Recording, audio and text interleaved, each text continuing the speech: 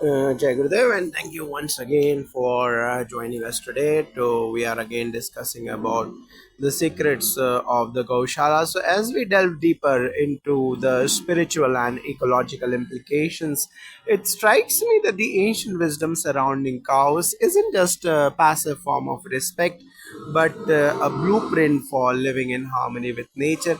What do you think is the root cause of the disconnection many people feel from these age-old teachings today? Jai Gurudev, yes, that's an excellent observation. The disconnection comes from the rapid industrialization and urbanization that we have seen in the past few centuries. People have become more focused on convenience and material gain, often neglecting the deeper spiritual connection to nature. Modern life, with its fast pace and technological dependence, has distanced us from the rhythm of nature. We are so absorbed in the rush of daily life that we have forgotten the profound lessons that the cow and nature in general offer us. Exactly. In the past, when people lived in villages or small communities that were closely connected to the land and animals, they understood the cow wasn't just an animal, it was a part of a larger cosmic balance. It provided food, energy, and spiritual benefits. But with the advent of modern technology, we have become detached from these cycles. The sacred connection to animals like cows has weakened, and we have become more focused on individualistic goals rather than the collective well being of society and the planet. That's an insightful perspective. In a world where people are so often disconnected from nature, how can we bridge that gap and how can we return to a way of living that reflects the reverence for cows and nature in general? Yes, the first step is awareness. We need to become aware of the impact our actions have on the environment, animals, and our own spiritual well being. Once we understand the deep interconnectedness between humans, animals, and the earth, we begin to make more conscious decisions. Simple practices like spending time in nature, caring for animals, or even visiting a Gaushala can help reconnect us with this ancient wisdom. It's about making small, intentional choices every day that reflect respect for the natural world. I would say that education plays a vital role. People need to be taught the significance of these practices not as outdated rituals but as practical, sustainable ways of living. If schools, communities, and even governments begin to prioritize environmental education and awareness of the sacredness of animals like cows, we can begin to change the narrative. It's not about going back to the past, it's about integrating ancient wisdom into modern solutions for a better future. That's a powerful point. So it's about creating a shift in mindset, not just in individual habits, but in societal structures as well.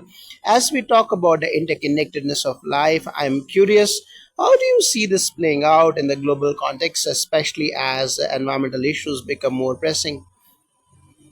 The global challenges we face, be it climate change, pollution, food security, are all deeply connected to the way we interact with nature. If we look at the traditional farming practices like those that honor cows and natural cycles, they offer sustainable solutions to many of these issues.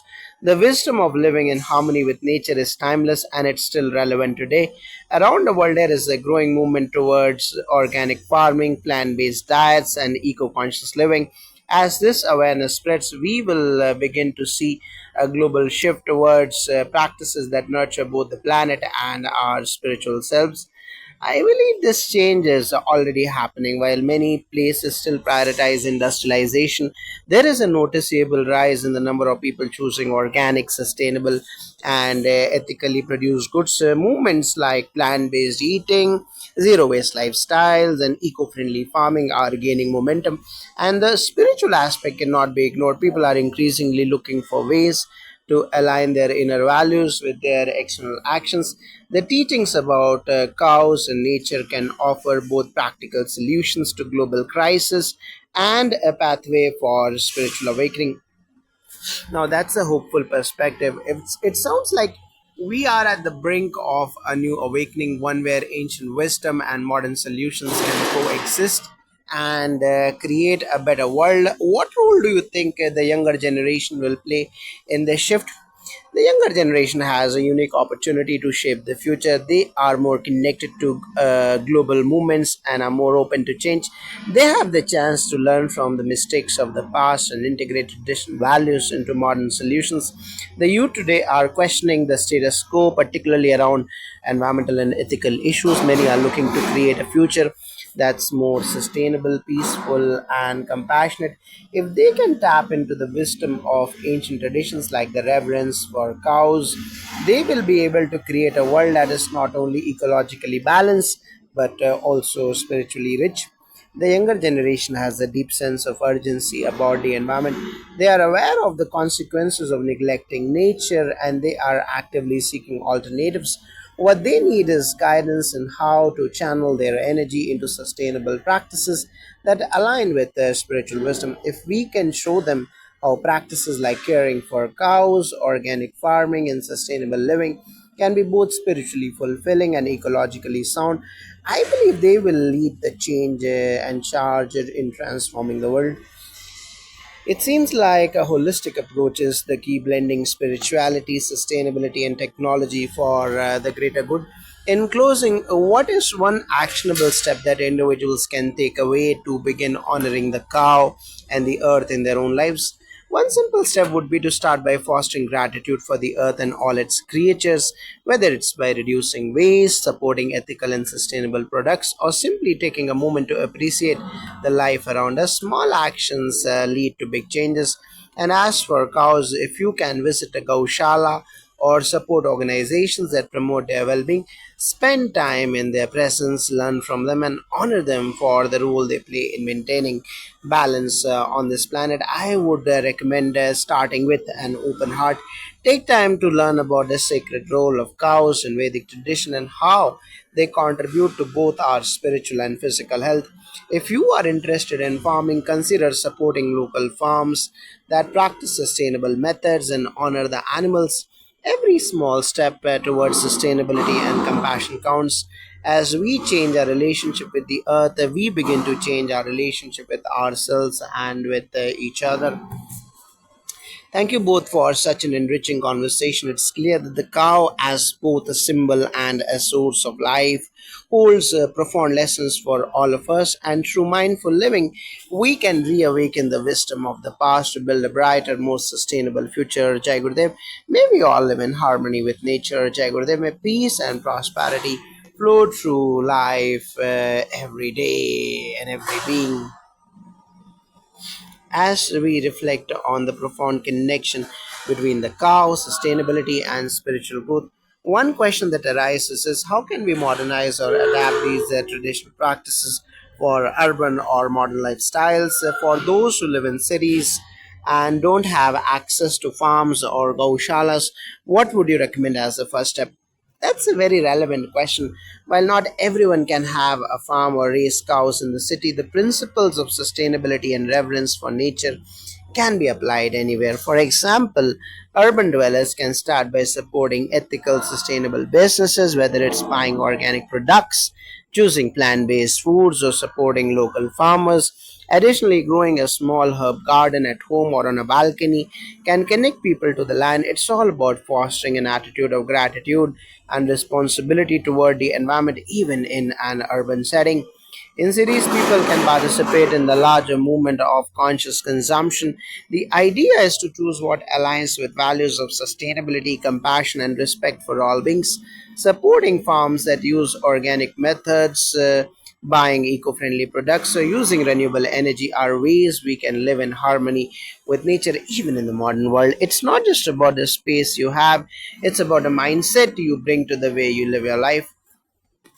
That's a really practical approach, bringing the values of sustainability and reverence for animals like cows into city life. It feels like it's less about location, more about intention.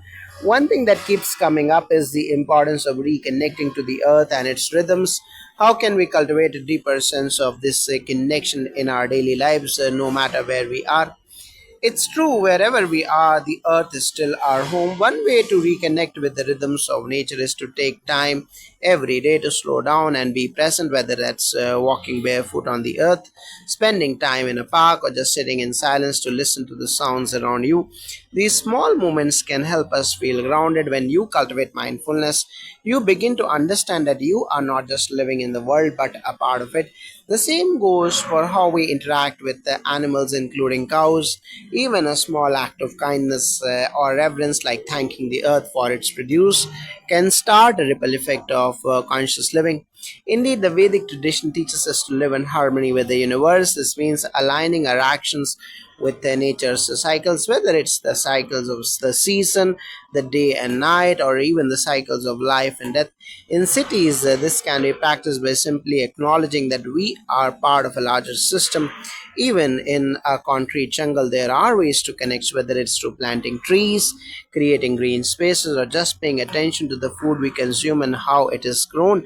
This connection to the natural world can be nurtured in small but meaningful ways. This makes so much sense. It's about being mindful and aware of our surroundings and how our actions affect the world around us. What about the spiritual practices that are part of this tradition, and how can people in modern society integrate these into their daily lives for both personal growth and environmental impact? Yes, see, spirituality doesn't require a specific place or circumstance.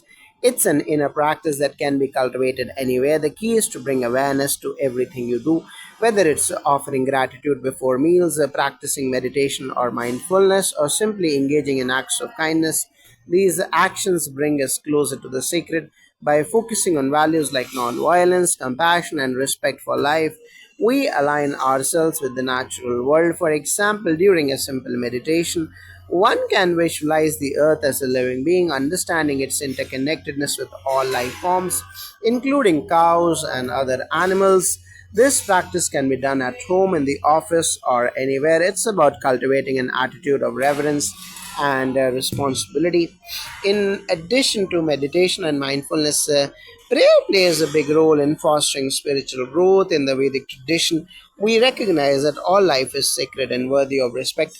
By incorporating regular prayer or offering gratitude for the food, for the earth, and for the animals we consume, we can strengthen our spiritual connection with the world around us. It's about integrating sacredness into every aspect of our lives, whether it's a formal ritual or a simple moment of appreciation. That's such a beautiful approach, seeing every act, big or small, as an opportunity to align with deeper spiritual values. It's interesting because in today's fast paced world, there is often a disconnect between the sacred and the mundane. How do you think we can reconcile this gap in modern living?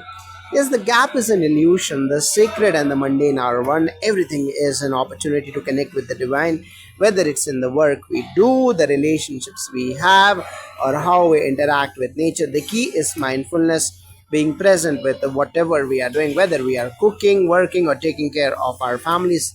If we do it with love, intention, and respect, it becomes sacred. This is the essence of yoga, not just in the asana, but in every action. When we see the divine in all things, there is no separation between the sacred and the everyday. Absolutely. The idea of sacredness isn't reserved for temples or formal rituals. The Vedic tradition teaches us that every moment is an opportunity to connect with the divine. For example, when you care for an animal, when you protect the earth, or even when you engage in acts of service, these are all spiritual practices. By bringing awareness to what we do every day, we begin to understand that every action can be an offering. It's about living with intention and purpose, seeing such and each moment as an opportunity to honor the divine. That's a transformative way to look at life. It's no longer about compartmentalizing spirituality into a specific time or space, but rather integrating it into every facet of existence. In the context of sustainability, this approach could help individuals reconnect to the sacredness of the earth and our role in preserving it. As we conclude, what final message would you like to share with our audience, especially those seeking to live in harmony with nature and cultivate inner peace? I would say that this start by reconnecting with nature, even in small ways. Respect the earth, the animals, and the plants. Honor the sacredness in everything because it is there. The more we nurture this connection, the more we will see that we are all part of a greater whole. This understanding brings peace and harmony both within us and in the world around us. My final message would be to understand that we are stewards of this earth, not its masters. Everything we do has an impact, and when we act with respect for our life, whether it's animals, plants, or earth itself, we align with the divine purpose. Live with compassion, live with awareness, and the world will become a better place for all of us. Jai Gurudev, so thank you both for sharing your wisdom and insights. Your words remind us that spirituality and sustainability are not separate paths, but two sides of the same coin. When we honor the earth, animals, and each other, we not only cultivate peace but also protect our shared future. May we all live with the awareness that every action is sacred and every life is interconnected. Jai Gurudev.